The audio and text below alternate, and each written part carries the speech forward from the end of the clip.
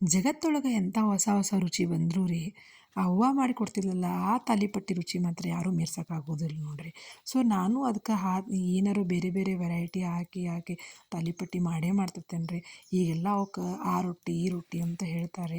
So ನಾವು ಮಾತ್ರ ನಮ್ಮ ಮನ್ಯಾಗ ತಾಲಿಪಟ್ಟು ಅಂತಲೇ ಕರಿತೇವೆ ರೀ. ಸೊ ಇವತ್ತು ಅಂಥದ್ದು ಒಂದು ಹೊಸ ಒಂದು ಇಂಗ್ರೀಡಿಯೆಂಟ್ ಯೂಸ್ ಮಾಡಿ ತಾಲಿಪಟ್ಟು ಮಾಡೇನಿ ರೀ.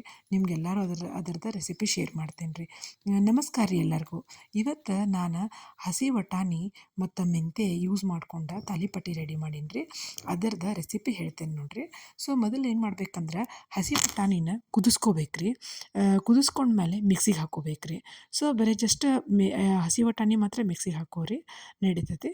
ಸೊ ಮಿಕ್ಸಿಗೆ ಹಾಕೊಂಡ್ಮೇಲೆ ಏನು ಮಾಡ್ಬೇಕಂತಂತಂದ್ರೆ ಸಣ್ಣಗೆ ಹೆಚ್ಚಿಟ್ಟು ಉಳ್ಳಾಗಡ್ಡಿ, ಟೊಮ್ಯಾಟೊ, ಕರಿಬೇವು, ಕೊತ್ತಂಬರಿ, ನಾನು ಮೆಂತ್ಯ ಹಾಕ್ಕೊಂಡೇನ್ರಿ, ನೀವು ಬೇಕಂದ್ರೆ ಸ್ಕಿಪ್ ಮಾಡ್ಕೋಬೋದು ರೀ. ಇದ್ರ ಟೇಸ್ಟ್ ಚಲೋ ಕೊಡ್ತೈತೆ ರೀ ಮತ್ತು ಹೆಲ್ದಿನೂ ಕೂಡ ರೀ. ಇನ್ನು ಮೆಣಸಿನ್ಕಾಯಿ ಹೆಚ್ಕೊಂಡು ಹಾಕ್ಕೊಂಡ್ರೆ ಅಡ್ಡಿ ಇಲ್ಲ ರೀ. ನಾನು ಭಾಳ ಹೆಚ್ಚಬೇಕಾಗಿತ್ತದಲ್ಲ ಅಂಥೇಳಿ ಅದನ್ನು ಮಿಕ್ಸಿಗೆ ಹಾಕ್ಕೊಂಡಿದ್ದೆ ರೀ. ಮಿಕ್ಸಿಗೆ ಹಾಕ್ಕೊಳ್ಳುವಾಗ ಮೆಣಸಿನ್ಕಾಯಿ, ಅಲ್ಲ, ಬೆಳ್ಳುಳ್ಳಿ, ಜೀರಿಗೆ ಇವನ್ನೆಲ್ಲನೂ ಮಿಕ್ಸ್ ಮಾಡ್ಕೊಂಡು ಹಾಕ್ಕೊಂಡಿದ್ದೆ ರೀ. ಸೊ ನೆಕ್ಸ್ಟ್ ಇನ್ನು ಹಿಟ್ಟು ನೋಡಿರಿ, ಯಾವ ಹಿಟ್ಟು ಹಾಕ್ಬೇಕಪ್ಪ ಅಂತಂದ್ರೆ ನೋಡಿರಿ, ತಾಲಿಪಟ್ಟು ಅಂದ್ರೆ ಜೋಳದ ಹಿಟ್ಟು ಅಂತೂ ಮಿಸ್ ಮಾಡುವಂಗೇ ಇಲ್ಲ ರೀ.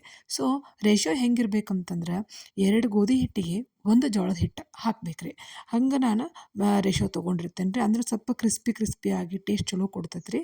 ಸೊ ಅದನ್ನು ನಿಧಾನಾಗಿ ಮೊದಲು ಕಲಸ್ಕೊರಿ ಎಲ್ಲ ವೆಜಿಟೇಬಲ್ಸ್ ಜೊತೆಗೆ. ಕಲಸ್ಕೊಂಡ ಮೇಲೆ ನಿಮ್ಗೆ ರುಚಿಗೆ ತಕ್ಕಷ್ಟು ಉಪ್ಪು, ಹಿಂಗೆ, ಜೀರಿಗೆನೂ ಬೇಕಂದ್ರೆ ನೀವು ಮತ್ತೆ ಹಾಕ್ಕೋಬೋದು ರೀ, ಪ್ರಾಬ್ಲಮ್ ಇಲ್ಲ. ಮತ್ತು ನಾನೊಂದು ಎಕ್ಸ್ಟ್ರಾ ಇಂಗ್ರೀಡಿಯೆಂಟ್ ಹಾಕ್ತೀನಿ ರೀ. ಏನಂದ್ರೆ ಕಲೌಂಜಿ ಅಂತ ಹೇಳ್ತಾರೆ. ಇತ್ತೀಚೆಗೆ ಭಾಳ ಯೂಸ್ ಮಾಡ್ತಾರೆ ರೀ ಎಲ್ಲರೂ. ಕಲೌಂಜಿ ಅಂದ್ರೆ ಕಾಮಕಸ್ತೂರಿ ಬೀಜ ರೀ. ಅರಿಶಿನ ಹಾಕ್ಕೊಂಡು ಅದನ್ನೇನು ನಾದ್ಕೊತ ಹೋಗೋದು ರೀ. ನಾನು ನಾದಿಟ್ಟೆನಲ್ಲ ರೀ, ಆ ಹದಕ್ಕೆ ನಾದಿಟ್ಕೊರಿ. ಸೊ ನೆಕ್ಸ್ಟ್ ಏನು ಮಾಡಿರಿ ಅಂತಂದ್ರೆ ಒಂದು ನಾನ್ ಸ್ಟಿಕ್ ಪೇಪರ್, ಇದ್ರ ಬದಲು ನೀವು ಬಟರ್ ಪೇಪರ್ ತೊಗೊಂಡ್ರು ಅಡ್ಡಿ ಇಲ್ಲ ರೀ. ಇವು ಎಲ್ಲ ಸೂಪರ್ ಮಾರ್ಕೆಟ್ನಾಗ ಸಿಗ್ತಾವೆ. ಇವನ್ನ ರೀಯೂಸು ಮಾಡ್ಬೋದು ರೀ, ನಾನು ಮಾಡೋದಿಲ್ಲ ರೀ. ಆದ್ರೆ ಸೊ ನಾವು ಒಂದು ಸರಿ ಯೂಸ್ ಮಾಡಿ ಬಿಟ್ಬಿಡ್ತೇನೆ ರೀ. ಸೊ ಇದಕ್ಕೆ ಎಣ್ಣೆ ಹಚ್ಚಿ ಆ ಪೇಪರಿಗೆ ಈಗ ನಾ ಹೆಂಗೆ ತೊಗೊಂಡೇನಲ್ಲ ರೀ ಆ ರೀತಿ ತೊಗೊಂಡು ಏನು ಮಾಡಬೇಕು ಅಂತಂದು ತಟ್ಕೊಂತ ಹೋಗ್ಬೇಕು ರೀ. ಲಟ್ಟಿಸೋಕ್ಕಿಂತ ತಟ್ರಿ ಮತ್ತು ಎಣ್ಣೆನ ಹಚ್ಚಿ ಯಾವಾಗಲೂ ತಟ್ರಿ. ಹಿಟ್ಟು ಹಚ್ಚಿನೂ ಲಟ್ಟಿಸ್ತಾರೆ ರೀ, ಬಟ್ ಅಷ್ಟು ಟೇಸ್ಟ್ ಕೊಡೋದಿಲ್ಲ ರೀ ಅದರ ಸಲುವಾಗಿ ಎಣ್ಣೆ ಹಚ್ಕೊಂಡು ಏನು ಮಾಡ್ರಿ ತಟ್ರಿ ಈ ರೀತಿಯಾಗಿ.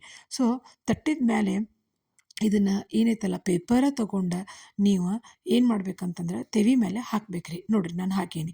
ತೆವಿ ಮೇಲೆ ಹಾಕೋಕ್ಕಿಂತ ಮುಂಚೆ ಎಣ್ಣೆಯಿಂದ ಸ್ವಲ್ಪ ಎಣ್ಣೆ ಅಪ್ಲೈ ಮಾಡಿರಿ ತೆವಿಗೆ.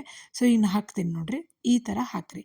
ಸೊ ಇದ್ರ ಸ್ಪೆಷಾಲಿಟಿ ಏನಪ್ಪ ಈ ಪೇಪರ್ದು ಅಂತಂತಂದ್ರೆ, ಈಗ ಹೀಟ್ ಆದಂಗೆ ಆ ತಾಲಿಪಟ್ಟು ಹೆಂಗೆ ಬಿಸಿ ಆಕೈತಲ್ಲ ರೀ, ಹಂಗೆ ತಾನೇ ಅದು ಪೇಪರ್ನ ಬಿಟ್ಕೋತ ಹೋಗ್ಬಿಡ್ತೈತೆ ರೀ. ಬಟರ್ ಪೇಪರು ಹಿಂಗೆ ವರ್ಕ್ ಆಗ್ತೈತೆ ರೀ.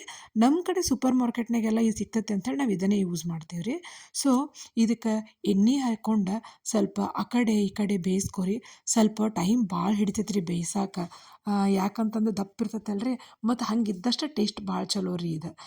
ಸೊ ನೋಡಿರಿ ಈ ರೀತಿಯಾಗಿ ಬೇಯಿಸ್ಕೋಬೇಕು ರೀ. ಭಾಳ ಅಂದ್ರೆ ಭಾಳ ಟೇಸ್ಟ್ ಕೊಡ್ತೈತೆ ರೀ. ಇದಕ್ಕೆ ನೆಂಚ್ಕೊಳಕ್ಕೆ ನೀವು ಬೇಕಂತಂದ್ರೆ ಚಟ್ನಿ ಮಾಡಿರಿ, ಇಲ್ಲಾಂದ್ರೆ ಹಂಗೆ ಬಿಸಿ ಇದಕ್ಕೆ ತುಪ್ಪ ಹಾಕ್ಕೊಂಡು ತಿನ್ನಿರಿ. ಯಾಕಂದ್ರೆ ಉಪ್ಪು ಖಾರ ಅಂತೂ ಹಾಕ್ಕೊಂಡಿರ್ತೀರಿ.